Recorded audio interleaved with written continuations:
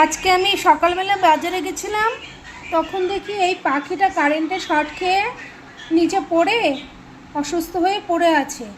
আজকে আমি তারপরে বাড়িতে নিয়ে এসেছি, এখন ওকে ট্রিটমেন্ট করছি, ওকে ওষুধ টষুধ দিয়েছি। ও সুস্থ হয়ে গেলে ওকে আমি ছেড়ে দেব, কিন্তু ও কী করে ওর ক্ষতটা সারবে আমি বুঝতেই পারছি না। অনেকটা ওর ডিপ হয়ে গেছে জায়গাটা। তারপরে ওকে খেতে দিচ্ছি, ও খাবারও খাচ্ছে না, ও এখন খুব ভয়ে আছে।